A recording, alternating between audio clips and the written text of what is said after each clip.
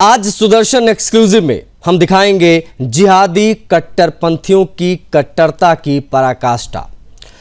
अगर कोई देशभक्त मुस्लिम युवक या मौलाना भारत माता की जय और जय श्री राम का नारा लगा दे तो ये अनपढ़ कट्टरपंथी जिहादी उसके पीछे पड़ जाते हैं और उसको डराने धमकाने लग जाते हैं। सिर तन से जुदा के नारे लगने शुरू हो जाते हैं जस्ट ओनली बिकॉज कि उसने कह दिया जय श्री राम। एक ऐसा ही मामला झारखंड से सामने आया है। जिला है जामताड़ा। आलिम अब्दुल रकीब तस्वीर में दिखाई दे रहे मौलाना का नाम है। बीजेपी अल्पसंख्यक मोर्चे का ये सदस्य है। झारखंड सरकार के मंत्री इरफान अंसारी के खिलाफ विरोध प्रदर्शन में शामिल हुआ था। भारत माता और जय श्री राम का इसने नारा लगा दिया। जोश में आ गया, एकदम से होता है, जोश में आया और एकदम से इसने जय श्री राम के जोरदार नारे लगा दिए। और यही चीज इन कट्टरपंथियों ने उस पूरी रैली से ढूंढकर निकाली, खोजा इसे, और यहीं से पूरा एजेंडा इनका कट्टरपंथी वाला शुरू हुआ। खफा होकर मुसलमानों ने उनका विरोध शुरू किया, धमकियां देने लग गए, यहां तक कि उसका पुतला तक जलाया गया। अब जय श्री राम बोलना कौन सा बहुत बड़ा पाप है, यह समझ से परे है। अल्लाह अकबर तमाम हिंदू बोलता फिरता है, लेकिन अगर एक मुसलमान ने जय श्री राम बोल दिया तो उसका गला काटना, उसके खिलाफ नारे लगाना, उसका पुतला जलाना, ये तमाम चीज़ें शुरू हो गई। अब मरता क्या ना करता। उस मौलाना ने पहले तो पुलिस से मदद मांगी, झारखंड सरकार से मदद मांगी कि भैया मेरी मदद करो, मुझे इस प्रकार से धमकियां मिल रही हैं। उसको जिंदा मारने तक की धमकियां लोग देने लगे थे। इस मामले में इरफान अंसारी का नाम तो नहीं आया, लेकिन झारखंड सरकार में मंत्री होने के नाते उसने मुस्लिमों को भड़का जरूर दिया। अब्दुल रकीब इरफान अंसारी के खिलाफ विरोध प्रदर्शन में शामिल हुए थे, लेकिन इधर जब अब्दुल रकीब इस मामले की शिकायत थाने में देता है, अपनी सुरक्षा की गुहार लगाता है, उसकी कोई नहीं सुनता है। मुस्लिम कट्टरपंथियों की धमकियों से डरकर अंततः उसे माफी मांगनी पड़ती है। हमने कहा ना, मरता क्या ना करता। अगर माफी ना मांगता तो गुनाहे रसूल के एक ही सजा, सिर तन से जुदा वाला कांड हो जाता। हम आपको इस घटना से एक और सबूत दिखाएंगे कि कैसे एक देशभक्त मुस्लिमों को कैसे कट्टरपंथी डरा धमका कर माफी मंगवाते हैं, और इस मामले में पुलिस मूक दर्शक बनी रहती है। पहले आपको हम अब्दुल रकीब का वो वीडियो दिखाएंगे ताकि आप समझ पाएं कि किन परिस्थितियों में उसने और किस प्रकार से जोश में आके उसने भारत माता की जय और जय श्री राम का नारा लगाया। एक बार दिखाइए भैया।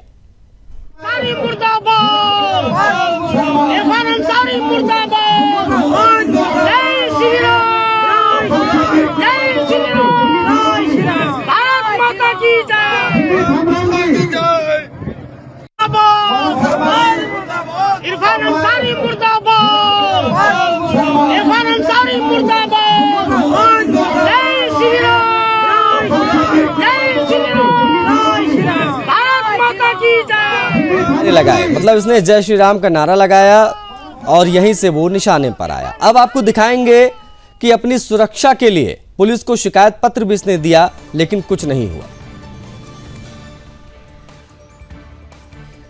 ये हम आपको दिखा रहे हैं उसका शिकायत पत्र, जिसमें उसने लिखा था कि मेरी जान को खतरा है, मुझे धमकियां दी जा रही हैं, मुझे सुरक्षा मिलनी चाहिए, लेकिन कोई सुरक्षा नहीं मिली झारखंड सरकार के द्वारा, पुलिस के द्वारा। तो ये भी एक हैरान कर देने वाला मामला है कि जब सामने व्यक्ति खुद कह रहा है कि उसने नारा लगा दिया, तो उसके लिए जो है उसको धमकियां दी जा रही हैं और उसके बावजूद उसको सुरक्षा नहीं मिली। तो ये तस्वीर है उसके रिक्वेस्ट की, उसने जब सुरक्षा मांगी। और ये तस्वीर जो आपकी स्क्रीन पर दिख रहा है वो जरा देखिए। जिहादियों की धमकी उसको मिलती रही, कट्टरपंथियों ने कैसे डराया वो हम आपको दिखा रहे हैं। शरिया के नाम पर देश के संविधान को कैसे ताक पर रख दिया जाता है। एक ही व्यक्ति हमारे समाज का रकीब साहब थे और उसने जय श्री राम का नारा लगाया, जिसके कारण इलाके में एक अफरा तफरी का माहौल पैदा हुआ। लोगों को तकलीफ हो, अपने समाज को तकलीफ हो, वैसा कदम नहीं उठाना चाहिए। तो हमारे शरीयत में एक चीज है कि अगर कोई व्यक्ति दबंग हो और उससे हम सक्षम नहीं हैं लड़ने के लिए, लाठी चलाने के लिए, मारपीट करने के लिए, तो हमको शरीयत इजाजत देता है कि उस व्यक्ति से आप दिल से नफरत करें कि मौलाना अगर हम लोगों की बातों पे नहीं आया तो आज के बाद मौलाना से हम लोग का किसी भी प्रकार का कोई संबंध नहीं रहेगा। ना वो हमारे समाज में रह सकते हैं, ना उनके यहाँ खान पीन हो सकते हैं, ना शादी समारोह में आना जाना हो सकता है, ना जनाजा, ना ईदगाह मस्जिद, ये निर्णय हुआ। अन्यथा अगर अभी भी इस वीडियो के माध्यम से अगर उनको समझ में आ रहा है कि मेरी कौम काफी हमसे नाराज है, तो अपने गांव किसी तरह का कोई दबाव नहीं, कोई भेदभाव नहीं, ना उसको कोई गाली देंगे, ना उसको कोई हाथ लगाएंगे। ये जिम्मेदारी हमारे कमेटी की है और रहेगा इंशाल्लाह। वो अगर आते हैं और सबके सामने अगर यह बात अपनी जुबान से कह देते हैं कि ये नारा जो हमने लगाया होशो हवास में लगाएं और इसके लिए हम क्षमा चाहते हैं, माफी चाहते हैं, तो इंशाअल्लाह फिर वो हमारे हैं, हमारे रहेंगे और हमारे समाज में मिलजुल कर रहेंगे। यह बात कहने के लिए मजबूरन पूरे भारत देश को इस वीडियो पहुंचाना है, उसको जानकारी देना है। अगर हम लोग कुछ नहीं करते हैं तो फिर हम लोग पूरे भारत देश के अंदर में कायर कहलवाने का हकदार बनते हैं। इसलिए सभी मुस्लिम बरादरान भाइयों से बड़ी गुजारिश है कि हम लोग इस बात को इस पेपर के माध्यम से जुबानी और कहीं एक व्यक्ति हम नहीं, इलाके के सभी व्यक्ति हैं जिसमें शामिल है इस बात में सहमत हैं कि मौलाना रकीब रहमानी को अभी भी हम लोग इंतजार कर रहे हैं कि वो आए और सबों के सामने माफी मांगे, फिर हम लोग उनको गले लगा करके अपने समाज में मिला जुला करके चलेंगे इंशाअल्लाह। अन्यथा अगर नहीं आते हैं किसी के दबाव पे या भारतीय जनता पार्टी के ताकत के भावना या हमारे समाज से खिलवाड़ करने वाले व्यक्ति, हम चैलेंज के साथ कहते हैं कि हमारी शरीयत पे उंगली उठाने का अधिकार किसी का नहीं है और अगर किसी ने उंगली उठाने का कोशिश किया तो वह उंगली नहीं रहेगा, चाहे मेरा गला कटे या मेरा हाथ कटे। इस चीज से हमको डर और खौफ नहीं है। हमारी शरीयत के साथ खिलवाड़ करने वाले व्यक्ति को हम लोग कभी माफ नहीं करेंगे। मात्र एक ही तो देखा आपने, मतलब शरिया पर उंगली उठाने वाले की उंगली काट दी जाएगी, गला काट दिया जाएगा और इनके मजहब पे बात आ गई। मतलब सिर्फ एक मौलाना जय श्री राम बोल दिया था, उसकी वजह से इस प्रकार की धमकियां उसको ये जिहादी, ये कट्टरपंथी दे रहे थे। दो कौड़ी की औकात नहीं इनकी और बातें आपने सुनी इनकी। खैर, पुलिस से जब मदद मांगी, मदद नहीं मिली, जिहादियों ने धमकियां जारी रखी, तो अंततः उस मौलाना को जिसने जय श्री राम का नारा लगाया था उसे माफी वाला वीडियो बनाना पड़ गया। एक बार देख लीजिए। और उस धरना प्रदर्शन में मैंने जो नारा लगाया वो हकीकत में जो लास्ट में जो अल्फाज है वो नारा बिल्कुल सरासर गलत है। मैं अपनी गलती का एतराफ करता हूँ, मैं अपनी गलती पर नादिम हूँ, मैं अपनी गलती पर शर्मिंदा हूँ। जो अपनी गलती को गलती मान ले वही कमाले इंसानियत है, जो गलती पर शर्मिंदा हो जाए वही कमाले इंसानियत है, और जो गलती पर करे गलती उसे शैतान कहते हैं, और जो गलती करके नादिम हो जाए उसे इंसान कहते हैं। मैं भी एक इंसान हूं। देखिए, मजबूरी में इंसान क्या से क्या करने लग जाता है। जोश में आकर इसने पहले तो बोल दिया जय श्री राम, और इसके भी पूर्वज तमाम भारतीय मुसलमानों के पूर्वजों की तरह हिंदू ही थे। इनके दादा परदादा भी जय श्री राम बोलते थे। इसने अगर जय श्री राम बोल दिया तो कौन सा बड़ा गुनाह अजीम हो गया? क्यों आखिर इसको इस प्रकार से धमकियाँ मिलने लगीं? सिर तन से जुदा की धमकियाँ, शरिया के खिलाफ बोलने के आरोप और ना जाने क्या क्या। मतलब जय श्री राम बोलना मजहब के खिलाफ बोलना कैसे हो गया? किसी भी मजहब के खिलाफ बोलना कैसे हो गया? ये अपने आप में बहुत हैरान करता है। आज इसी की हम बात करेंगे। पैनल में देख लीजिए कौन कौन से लोग कनेक्ट हो रहे हैं। दीनदयाल बर्नवाल जी हैं, बीजेपी के प्रवक्ता हैं झारखंड से। स्वागत है आपका बर्नवाल जी। हमारे साथ बता दें आपको कि एक्स मुस्लिम भी कनेक्ट हैं, उनसे हम बात करेंगे। आपका भी स्वागत है। अब्दुल्ला हैं हमारे साथ और मोहम्मद अकील खान हमारे साथ कनेक्ट है, मुस्लिम स्कॉलर, उनसे भी हम चीज़ों को समझेंगे। आपका भी स्वागत है अकील खान जी। सबसे पहले प्रतिक्रिया जो बीजेपी के प्रवक्ता झारखंड से, क्योंकि मामला झारखंड का है, तो उनसे प्राप्त करना चाहेंगे। दीनदयाल जी, झारखंड में एक मुस्लिम मौलाना भारत माता की जय, जय श्री राम का नारा लगाता है और उसके बाद में उसका सिर तन से जुदा की धमकियां उसको मिलती हैं, उसको समाज से बहिष्कार करने की धमकियां मिलती हैं, अंततः उसको माफ़ी मांगनी पड़ती है। साथ साथ में पुलिस भी उसकी मदद नहीं करती है, वो मदद भी पहले मांगता है। तमाम चीज़ उसके साथ ये घटित हुई हैं। किस प्रकार का ये तुष्टीकरण का माहौल बना हुआ है पूरे झारखंड में, ज़रा बताइए एक बार। देखिए, यह मामला जय श्री राम का नहीं है। यह मामला देश के प्रति जो उनका झुकाव है मौलाना जी का, उसका मामला है। और ये जो इरफान अंसारी जी यहाँ के स्थानीय विधायक हैं, यह भी रेंज में लिए हुए हैं। उनको लग रहा है कि अगर ये मौलाना जी हमारे खिलाफ रहे तो चुनाव हार जाएंगे। और ये सीधा सीधा राज्य सरकार और मंत्री इरफान अंसारी जी ने मौलाना जी को अपने पार्टी में लाने के लिए ये सारा बखेड़ा किया है। अब जहाँ तक जय श्री राम बोलने का है या इंसा अल्लाह बोलने का है, मैं ही इंसा अल्लाह बोल दे रहा हूँ, इसमें क्या हो जाएगा भाई? अगर किन्हीं की आस्था जय श्री राम पर है, अगर किन्हीं की आस्था आपका वंदे मातरम पर है, भारत माता की जय, तो ये कौन होते हैं मुल्ला और मुसलमान ये बोलने वाले कि भाई तन से जुदा कर देंगे? देश में क्या संविधान का कानून नहीं है? अरे जो बोल रहे हैं, यहाँ की पुलिस तुरंत से गिरफ्तार करना चाहिए। अगर ये गिरफ्तार नहीं करती है तो निश्चित तौर पे आने वाला कल में ये केंद्र सरकार इस पर संज्ञान लेगी। ठीक है दीनदयाल जी, आप हमारे साथ बने रहिएगा। ये वाकई मामला गंभीर है और उस पर तो एक्शन होना चाहिए। हमारे साथ जो अन्य पैनलिस्ट हैं उनकी ओपनिंग रिमार्क क्या एक बार सुन लीजिए, उसके बाद में इस पर हम और बात करेंगे। हमारे साथ अब्दुल्ला भी कनेक्ट है, उनसे हम जुड़ने की कोशिश करते हैं, एक्स मुस्लिम है। अब्दुल्ला, एक बार बताइएगा, ये जय श्री राम या भारत माता की जय का नारा लगाने के बाद में उस मौलाना को धमकियां मिलती हैं, उसका पुतला जलाया जाता है, उंगली काट देंगे, गला काट देंगे, इस प्रकार की बातें होती हैं। क्या यही शरिया और मजहबी सोच है जिसके बारे में खुलकर बात होनी आवश्यक है?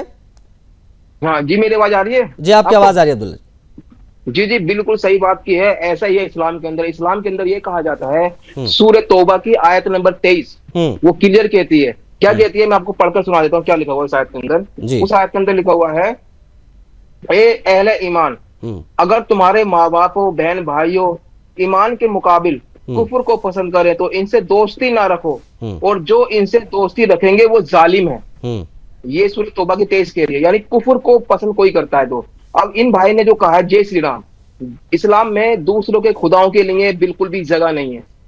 ये हमारे यहाँ बच्चा बच्चा जानता है, इसको सफाई देने की जरूरत नहीं है। इस्लाम के अंदर कहा गया है, इन्ना दीना इंदल्लाह इस्लाम, कि अल्लाह के नजदीक काबिल कबूल सिर्फ दीन इस्लाम है। और हमारी अजान में भी कहा जाता है, ला इलाहा इल्लल्लाह मुहम्मद रसूलुल्लाह, अल्लाह के सिवा कोई माबूद नहीं है, मोहम्मद अल्लाह के रसूल है। ठीक है। अब उन्होंने जो कहा जय श्री राम, यानी उन्होंने दूसरे खुदाओं की तारीफ करी, यानी जय बोली है श्री राम की, और वंदे मातरम जैसे आपने कहा कि अपने भारत माता को उन्होंने इज्जत दी है। तो इसमें क्या हुआ ना, इसमें उन्होंने एक शिरक कर दिया। इस्लाम के मुताबिक वो गलत हो गया। और जब वो गलत हो गया तो कुरान क्लियर आदेश देता है कि आप उनसे नाता तोड़ लीजिए, और जो नाता रखेगा वो जालिम है। और इस्लाम के अंदर जो है बहुत ही कट्टरपंथ है कि अगर कोई इस्लाम को छोड़ देता है, इस्लाम के खिलाफ जाता है, कुफ्र करता है, इस्लाम के अंदर उसकी सजाए मौत है। मन सब्बा नबियन फक्तुलहु, कि जो भी नबी के बारे में, इस्लाम के बारे में कुछ बोले उसे मार डालो। खुद भी इस चीज को आप चेक कर सकते हैं, उसके कत्ल का फरमान है, उसके कत्ल का फरमान। इस पर लेकिन मैं एक बात कहना चाहूंगा इस पर, हमारा जो देश है हिंदुस्तान, इसका जो संविधान है वो इस्लाम के मुताबिक नहीं चलता। वही तो इन कट्टरपंथियों को, इन जिहादियों को हमको समझाना है ना, यही तो हमको समझाना है।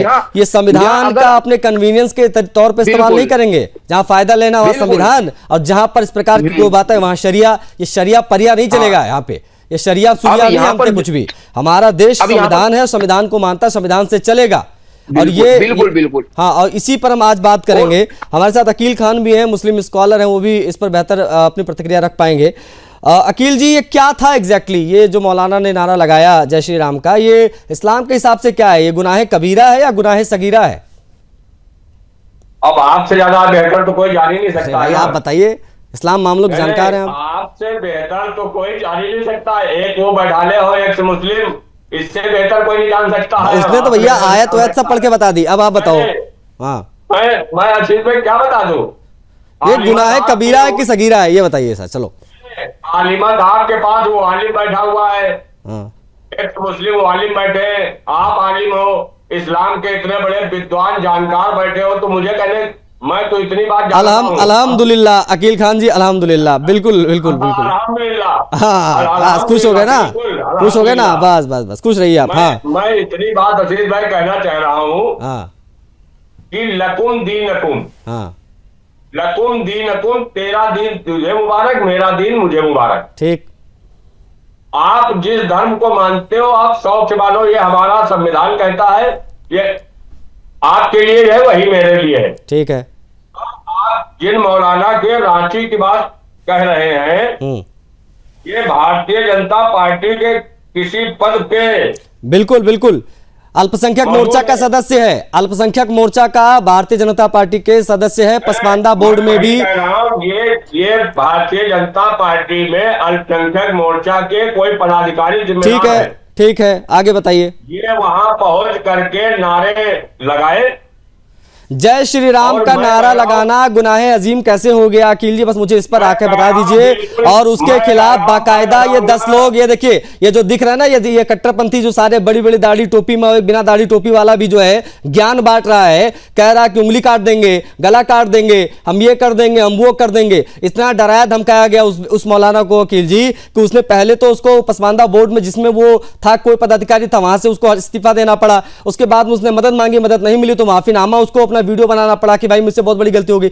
मतलब जय श्री राम का नारा लगाना हमारे हिंदुस्तान में गलती कैसे हो गई, ये मुझे बताइए। जय श्री राम का नारा तो आप भी लगा सकते हैं अकील जी, उसमें कौन सी बड़ी बात है, लगा दीजिए। मैं कह रहा हूं, मैं तो लगाऊंगा नारा, एक लिए 100 बार लगाऊंगा। बिल्कुल लगाइए, चलिए शुरू करते हैं। लगाइए अकील खान जी, बोलिए जय श्री राम, बोलिए बोलिए बोलिए अकील जी, बोलिए जय श्री राम। मैं ये आप बोलो ना, हम आपको कहाँ मना कर रहे हैं, आप बोलो। क्या बोले? आप बोलो, मैं नहीं बोलूंगा। अरे क्यों नहीं बोलोगे भाई? अभी तो 2 मिनट पहले बोल रहे थे कि बोलूंगा। तकबीर अल्लाहू अकबर बोलूंगा। अरे जय श्री राम बोलो ना, दिक्कत क्या आ रही है आपको? मैं कह रहा हूँ, मैं नारे तकबीर अल्लाहू अकबर बोलूंगा। अरे आप नाराय तकबीर अल्लाहू अकबर, तो मैं क्या कह रहा हूँ आपसे, देखो अच्छा एक चीज बताओ, आप जितने भी लोग यहाँ मंच पर मौजूद हैं, आज मैं चाहूंगा कि इस पर खुलकर बात हो जाए।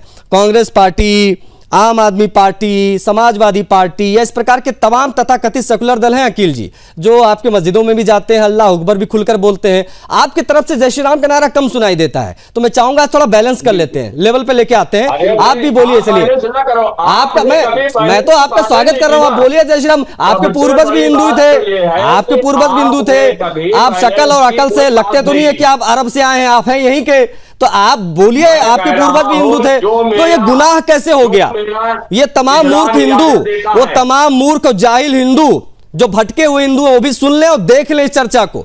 ये जो सीमेंट, अंबुजा सीमेंट की जो एक कब्रिस्तान नुमा चीजें बना दी जाती, दरगाह मजार बोल दिया जाता, वहां पर जो सर जाकर पटकते हो और वहां पर जाकर जो धागा लपेटते हो मूर्खों, ये समझो कि ये जय श्री राम का नारा नहीं लगाते हैं ये मुसलमान। और इसीलिए मैं यहाँ अकील जी से चैलेंज कर रहा हूँ, अकील जी आप जय श्री राम का नारा लगाइए और बताइए कि इस मौलाना के साथ गलत हुआ झारखंड में, झारखंड में गलत हुआ। अरे भैया हमें वतन, सुनिए मैं आपसे क्या कह रहा हूँ, ये जो झारखंड में मौलाना के साथ हुआ वो सही हुआ या गलत हुआ, ये बता दीजिए अकील जी। चलिए ये बता दीजिए सही हुआ या गलत हुआ, इस्लाम क्या कहता है? चलो आप मत बोलो, आप नहीं बोलोगे, आप नहीं बोलोगे, आप नहीं बोलोगे, आप तुरंत इस्लाम से निकाल दिए जाओगे। और वैसे भी आप इस्लाम से खारिज हो ही चुके हैं, कई यहाँ पे एक्स मुस्लिम आए वो कह के गए कि आप इस्लाम से खारिज हो चुके हैं। आप बस ये बता दीजिए अकील जी, हंसते आप बिल्कुल रावण की तरह है, लेकिन आप जय श्री राम का नारा नहीं लगाते। मैं कलमा पढ़ने वाला हूं, ला इलाहा इल्लल्लाह। अरे भैया नहीं हो पाएगा, नहीं हो पाएगा, नहीं हो पाएगा, मैं समझ रहा हूँ नहीं हो पाएगा। आपके खिलाफ भी मोर्चा हो जाएगा। ये देखो मौलाना बेचारा, उसने जोश में आके जय श्री राम बोल दिया, इसके पूर्वज भी हिंदू थे, आपके पूर्वज भी हिंदू थे, और आप बोल नहीं रहे हो, खतरा है ना।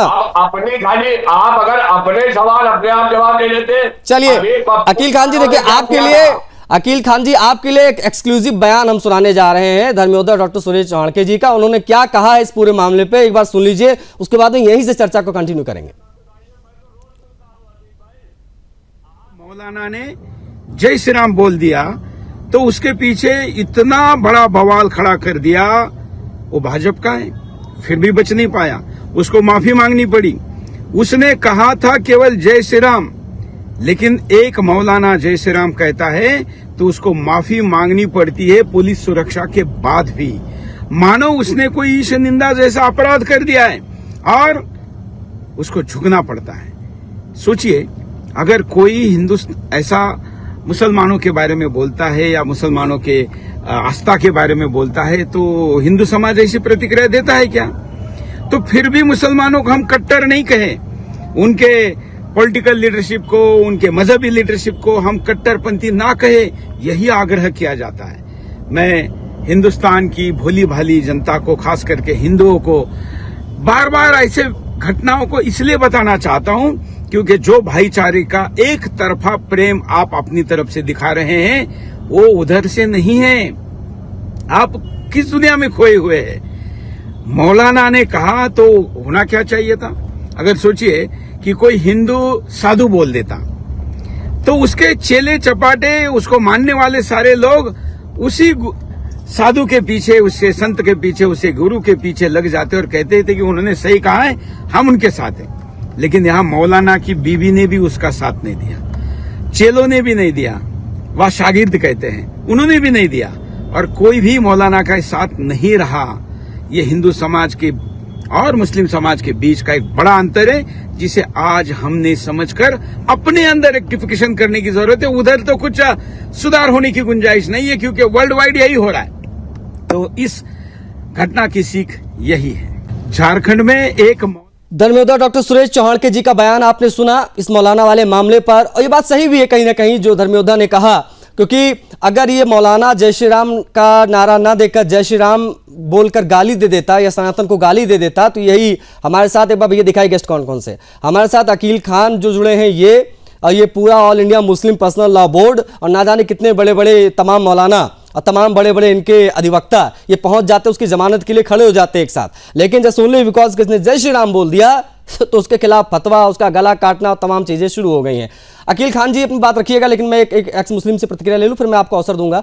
मेरे साथ अब्दुल्ला जी हैं और बीजेपी के भी प्रवक्ता, उनसे भी हम बात करेंगे। लेकिन अब्दुल्ला जी, आपने जाहिर तौर पर बड़ी कट्टरता देखी होगी इस्लाम में, तभी आपने छोड़ा ये मजहब, लेकिन मुझे समझाइए आप आज इस मंच से कि जय श्री राम या भारत माता की जय का नारा लगाने पर गला काटने की धमकी देना, इस प्रकार का जहर, इस प्रकार की कट्टरता, जिहादी सोच, इसकी असल जड़ कहां है, ये बताइए जरा एक बार।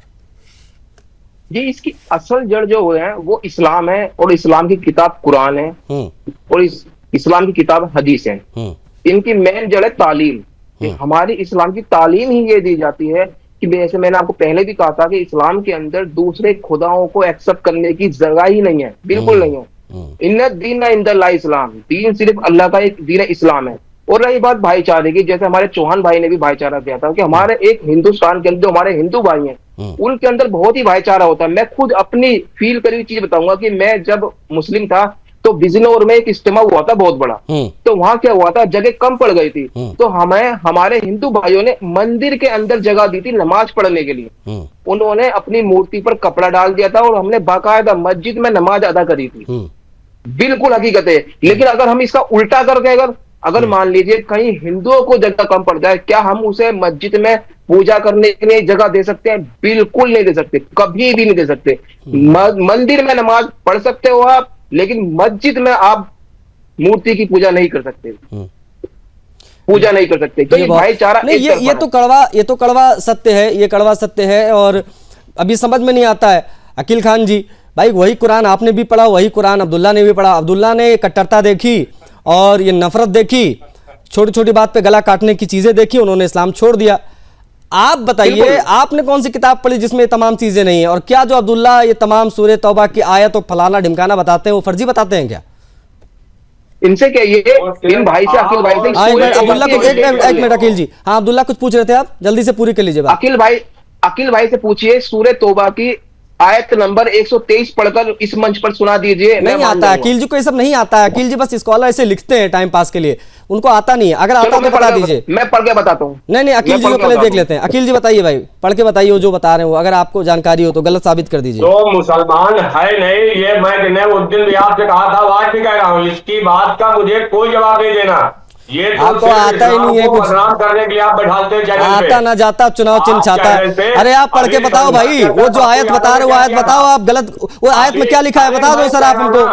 मैं इसकी बात का कोई जवाब नहीं। अरे मैं पूछ रहा हूँ आपसे एज एन एंकर, ये जो आयत है इस आयत में क्या लिखा है? क्या मालूम, मैंने जब कह दिया सबसे पहले मैंने कहा कि लकुम दीन अकुम। अरे लकुम दीम अकुम के, अरे लकुम दीम अकुम के आगे ये है मामला कि लकुम दीम अकीम नहीं है यहाँ। सुनिए मेरी बात, मुझे मैं मदरसा छाप नहीं हूँ, मुझे अल्ली बेते नहीं आता है। मैं आपसे जो पूछ रहा हूँ आप ये बताओ सर, आपसे जो मैं सुन लीजिए ना अकील जी सुन लीजिए भैया, सुन लीजिए मेरी बात सुन लीजिए। मैं विषय पर आपको लाना चाह रहा हूँ, मैं आपको बस विषय पर लाना चाह रहा हूं। आप बस ये बताइए, आप मुझे बस ये बता दीजिए, मुझे बस आप ये, पप्पू यादव जूता खा चुका है कल, पप्पू यादव जूता खाया है तो फिर जूता खाएगा, वो माफी नहीं मांगेगा तो फिर जूता खाएगा। पप्पू यादव पर नहीं जाऊंगा मैं आपसे जो पूछ रहा हूं आप वो बताओ। सुनो मेरी बात अकील जी, ये जो मौलाना ने जय श्री राम का नारा बोला, इस्लाम के हिसाब से सही या गलत? आप विषय पर आओ ना भाई। इस मौलाना ने जय श्री राम का नारा बोला, वो गलत है या सही है ये बताओ आप। इस्लाम क्या कहता है? इस्लाम क्या कहता है अकील जी? इस्लाम क्या कहता है? बिल्कुल गलत, इस्लाम के हिसाब से गलत है। ठीक है, ये जो बैठा हुआ है, अरे ये जो बैठा हुआ है ऐसे बहुत सारे हैं एक्स मुस्लिम। सुनिए मैं एक चीज और क्लियर कर दूं, ये एक्स मुसलमानों के खिलाफ जो आपकी नफरत है वो हम हर डिबेट में देखते हैं, इसलिए हम आपको कांवड़ यात्रा में इनवाइट करते हैं। एक्स मुसलमान जो कांवड़ यात्रा निकालने जा रहा है उसमें आप भी आइए, आपको भी बढ़िया फुटेज मिलेगा, हमारा कैमरा वहां पर रहेगा। कांवड़ यात्रा निकाल रहे हैं, आप मुद्दे पर नहीं बोलेंगे, आप एक्सपोज हो जाएंगे, बीजेपी के प्रवक्ता की तरफ बढ़ेंगे। दीनदयाल बर्नवाल जी, सर माफी चाहूंगा ज्यादा समय आपको नहीं दे पाया मैं, लेकिन एक अंतिम सवाल आप सुनूंगा फिर मैं इसको क्लोज करूंगा। ये जो पूरा मामला है, इस पूरे मामले में क्या कानून व्यवस्था का बहुत बड़ा फेलियर भी माना जाए? क्योंकि अगर आपको झारखंड के निवासी होने के नाते किसी वजह से जान का खतरा है, आप पुलिस से मदद मांगे, आप बताएं कि मैंने ये चीज कही है इसलिए मेरे मुल्क को धमकियां मिल रही हैं, तो पुलिस का काम नहीं बनता कि आपको सुरक्षा मुहैया कराई जाए? इसके पीछे की मुख्य वजह क्या मानते हैं? सबसे पहले तो कानून व्यवस्था पूरी तरह से यहाँ ध्वस्त है, ना किसी की सुरक्षा है ना महिलाओं की सुरक्षा है। सबसे बड़ा सवाल यह नहीं है कि जामताड़ा का मुद्दा है और उसके सर से सर को जुदा करने की बात हो रही है, उंगली काटने की बात हो रही है, सर काटने की बात हो रही है। पुलिस अभी तक स्वतः FIR क्यों नहीं दायर किया उस व्यक्ति पे? और अगर ऐसा ही रहा तो सरकार ये जो चल रहा है नाटक नौटंकी, ये सिर्फ मुसलमान समाज के ये गरगलाने का काम कर रहा है। नहीं बिल्कुल सही बात है, बिल्कुल सही बात है दीनदयाल जी, और ये बहुत महत्वपूर्ण हो जाता है कि इसमें सरकार एक्शन ले। और ये जो 10 खड़े हो गए थे कट्टरपंथी धमकियां दे रहे थे उस मौलाना को, उनके ऊपर बाकायदा नामजद मुकदमा हो, इनके ऊपर एक्शन होना चाहिए कि ये शरिया, ये सऊदी अरब नहीं है, हिंदुस्तान है, यहाँ मामला संविधान से चलता है, शरिया से नहीं चलता है। आप लोग जुड़े, बहुत आभार आप सभी का इस चर्चा में शामिल होने के लिए। एक देशभक्त मुस्लिम को कैसे कट्टरपंथी धमकाते हैं, जस्ट ओनली बिकॉज को जय श्री राम का नारा लगा देता है और उसका गला काटने की धमकी देती है, अंततः उसको माफी मांगनी पड़ती है। यह सिचुएशन देश में कहीं से भी एक्सेप्टेबल नहीं है। चर्चा में इतना ही, मुझे आज्ञा दीजिए, जय हिंद।